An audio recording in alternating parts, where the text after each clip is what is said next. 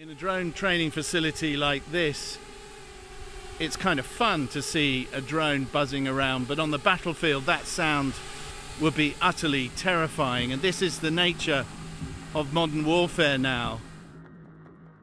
Drones like this, carrying relatively small warheads, are able to completely depopulate the front lines. They're able to sneak in under netting, both netting over towns, over villages, over roads and over vehicles, and kill its occupants. And that is changing the nature of the conflict, not just in Ukraine but worldwide. And one of the really interesting things about what's going on in Ukraine is the pace of evolution means that here, very close to the battlefields, they are getting way ahead of anything that Europe or the United States could make, because they are producing new drones with new techniques and new technology on a daily and weekly basis.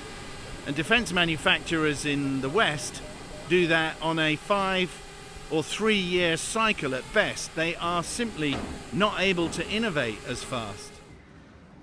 We are using very unusual materials for some purposes, or even if these are materials from aerospace defense, we redesign the approach of how we use them. Carbon bindings that are stronger than titanium wrap wings and moped engines into drones for attacking deep into Russia. Hundreds of missiles for smashing Moscow's war machine are made here every day. We do work on putting real sanctions on the Russian economy. You put real sanctions on the Russian economy by blowing it up? Kind of. Those sanctions now include a homemade Ukrainian cruise missile with a reach of 3,000 kilometers, carrying a ton of explosives at 900 kilometers an hour. Allied restriction of supplies on long-range attack weapons have forced Kyiv to produce its own. Moscow's refining capacity has been reduced by about 20%, and fuel prices have soared by 10%. That's a strategic shift in Ukraine's favor. Russia has hit back with waves of 500 drones and missiles every night, attacking energy systems and civilians. Allies have supplied Patriot and other anti-missile missile systems, but it has been Ukraine's homegrown interceptors that have held the line. Thousands produced, tested and launched every day. It's like a small rocket, and this small rocket can strike the and it's cost like $2,000, but shacket cost more than 50,000. So it's very important for our front line, first of all. But the second point is safety of our Ukrainian cities too.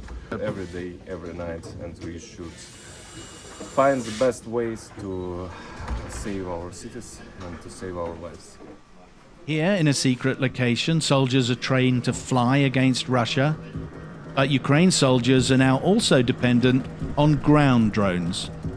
Our brigade uses it on front line every day, every night, and to intensive and systematically.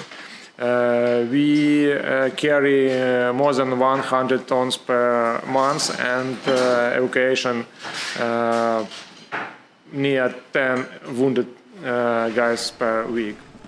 Skills learned here determine life or death.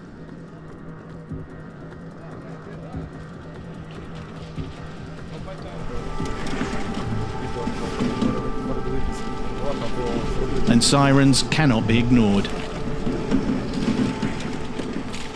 This facility's been hit in the past by the Russians, so the sirens are taken more seriously perhaps than they are elsewhere in town, so we're hanging out in the bunker for a while.